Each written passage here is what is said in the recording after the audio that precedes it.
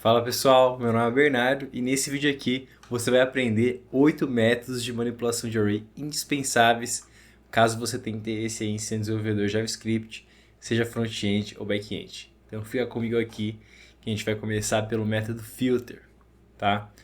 Então qual que é o rolê aqui do método filter? Imagina que a gente queira aqui filtrar todos os elementos que tenham um preço acima de R$ 100. Então a gente poderia aqui criar uma nova variável que a gente poderia chamar ela de filtered items aqui. A gente pode colocar o nome que vocês quiserem, né? E a gente vai falar que ela é itens e a gente vai filtrar esse item. E o que o filter espera aqui, né? O filter ele espera receber uma function. E essa function é uma arrow function, né? Então o que a gente vai ter nesse cara aqui? A gente vai ter um elemento, tá? Do tipo item, ou seja, para cada item daqui, a gente vai estar abstraindo ele nessa informação. E sempre que a gente retornar true aqui, a gente vai ter um elemento filtrado, tá? Então, imagina que eu vou logar aqui para vocês os itens filtrados. E a gente vai pegar ele aqui, ó. Então, os itens filtrados são o quê? Todos. Por quê? Eu retornei true para todos esses caras. Se a gente colocasse aqui, ó, para parâmetros de curiosidade mesmo, quando a gente logar cada um desses itens aqui, vocês podem ver aqui que a gente passou por todos eles. Então isso é quase como se fosse uma estrutura de repetição, tá? Então ele está passando por todos esses caras e a gente pode colocar a lógica que a gente quiser aqui dentro.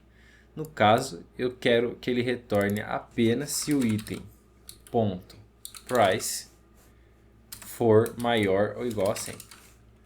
Tá? Você pode ver agora que se eu atualizar aqui, a gente já não tem todos os itens da array aqui. A gente só tem 4 itens.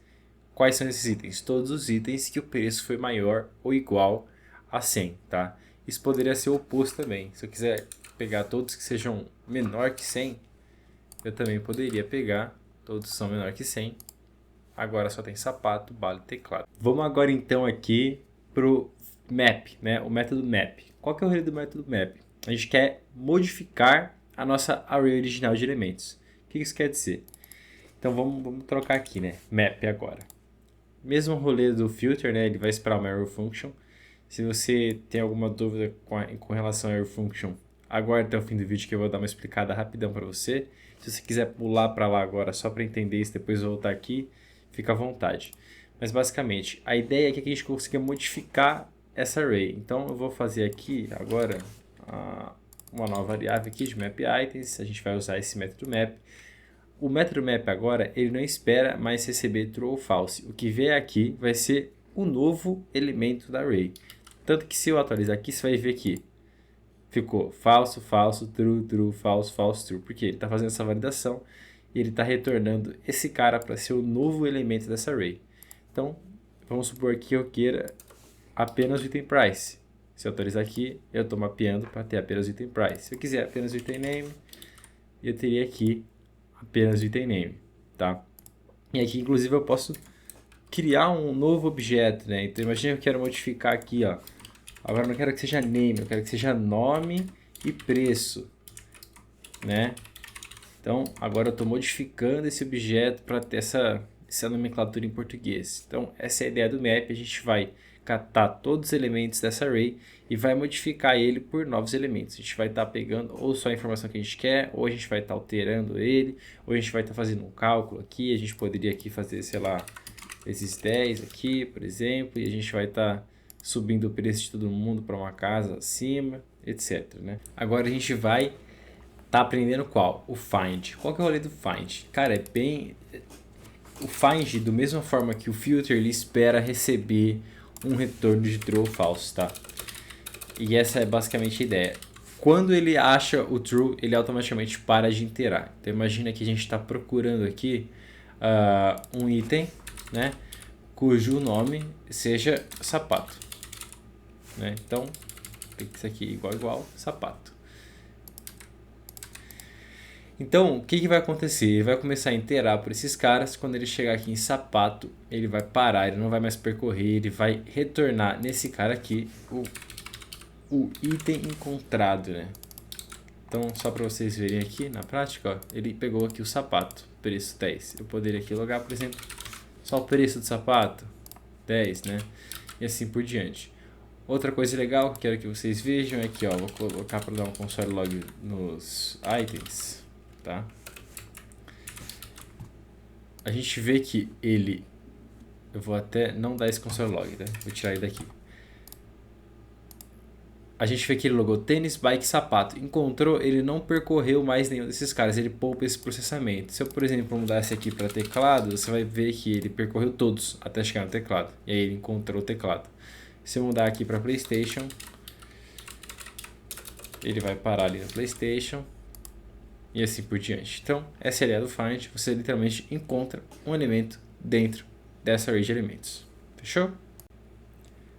O próximo aqui que a gente vai estar aprendendo é o for each. Qual que é o rolê do for each? O for each ele não tem intenção nenhuma de te retornar um objeto, tá? O for each ele é basicamente uma forma mais bonita ali de você iterar sobre um array, né? Em vez de você precisar fazer for, daquela estrutura toda, né? Que a gente já conhece, né? Inclusive aqui, por exemplo, a gente usa o for each. Qual que é o rolê do for each? Para cada elemento aqui, ele vai fazer alguma coisa, né? Então, se a gente atualizar aqui, ó, você pode ver que ele vai logar todos os itens aqui dentro. Para cada item, ele deu um console log item.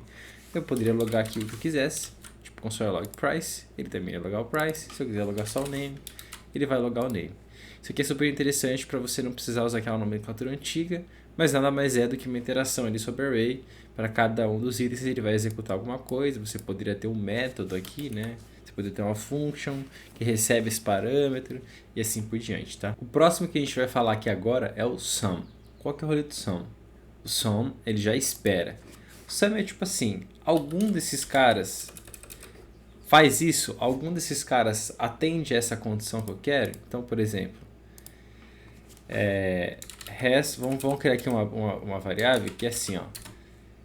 Tem produto acima de 100, né? Vamos falar assim. Então, esse cara. Se algum desses itens, né? Então, a gente tem que retornar aqui, né? Ele também espera o return de true ou false, né? Se retornar true, uma vez, mesma ideia do find, ele vai parar de processar o resto, né? A ideia aqui é que, em vez de ele retornar o elemento encontrado, ele vai retornar um booleano. Então, se algum item name aqui for do tipo... Algum item name não, né? Algum item price for maior do que 100, esse cara aqui vai ser verdade. Então, só mostrando aqui para vocês. Atualizando a página. Sim, tem itens maior do que 100. Será que tem itens maior do que 1000? Não tem itens maior do que 1000. 1000 é o maior preço aqui. Então, essa é a ideia dele. Simplesmente você vai validar se algum desses elementos dentro dessa array atende a alguma condição que é de seu interesse. Basta retornar um true ou false aqui. Fechou?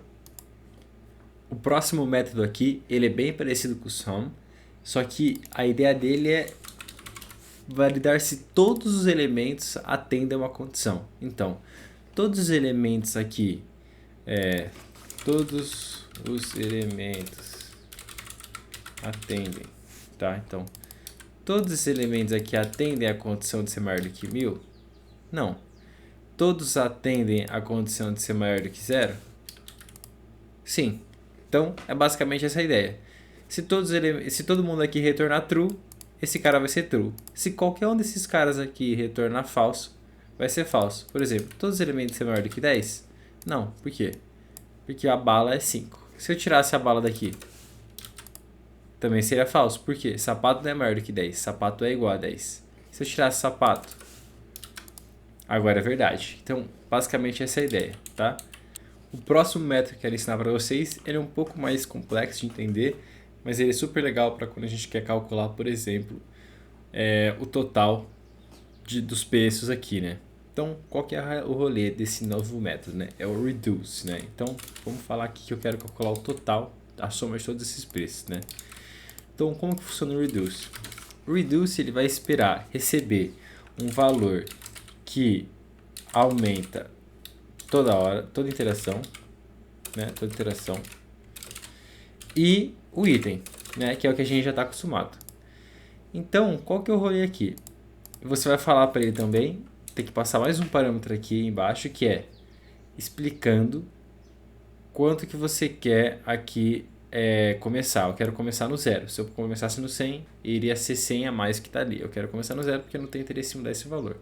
Tá? Então vocês sabem que é o valor que aumenta a interação. Eu vou colocar, sei lá, subtotal, né? E o que acontece? A ideia aqui é basicamente que a cada interação eu some o subtotal com o item ponto price. O que vai acontecer? Na primeira interação, eu vou até botar aqui para logar para vocês, console.log. Na primeira interação, ele vai ser 0, na segunda ele vai ser 100, na terceira ele vai ser 100 mais 200, 300, na quarta ele vai ser o 300 mais o 10, e assim por diante, até que ele chega aqui nesse valor final, que é o que eu estou logando aqui embaixo, na linha 16, né?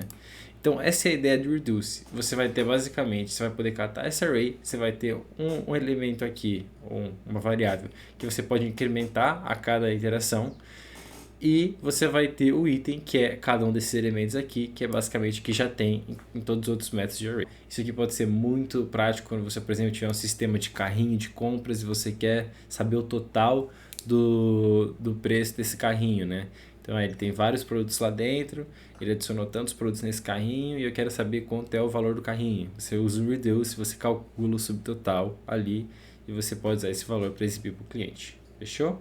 E por último, né, o oitavo método aqui que a gente vai poder estar dando uma olhada é o Includes. A diferença é que o Includes ele é bem mais simples, ele pode ser até visto um pouco como o Sum, né, se algum dos elementos existem, mas o Includes ele é basicamente, imagina que você tem aqui uma array de números, né, e se eu vier aqui e falar assim, Includes 2, vou até mudar aqui o nome dessa variável, né, vamos botar assim. Se incluir o 2 nessa array, ele vai retornar true. Se eu colocar aqui, por exemplo, inclui o 7, não inclui o 7. Isso aqui poderia ser outra coisa, né? Eu dei um exemplo super simples, mas basicamente essa ideia. Ele vai validar se o que está aqui dentro existe dentro dessa array. Se existir, ele vai retornar true. Se não existir, ele vai retornar falso. Fechou? Pessoal, agora como prometido, eu vou estar explicando aqui para vocês a diferença de uma função normal para a arrow function, que é a que a gente estava usando aqui dentro desses métodos de operação com array, né? Cara, já deixei bem explicado aqui como é que é a diferença, né? Basicamente só muda a forma como a gente escreve essa função. Então, aqui na arrow function a gente coloca esse igual e deixa entre parênteses aqui as variáveis, né? A gente não declara ela como uma function, ela é uma variável mesmo, tá? E a gente tem essa arrow aqui, né? Por isso que a gente chama de arrow function, que aponta para esse cara, e a partir daqui a gente tem acesso essas informações, tá? Então rodando aqui você pode ver que as duas funcionam igualzinha, tá? A única diferença mesmo aqui é o jeito que a gente escreve elas. É isso, espero que vocês tenham gostado do vídeo. Se vocês gostaram, não esquece de deixar um like aí, compartilhar o vídeo para fortalecer o canal. E até a próxima.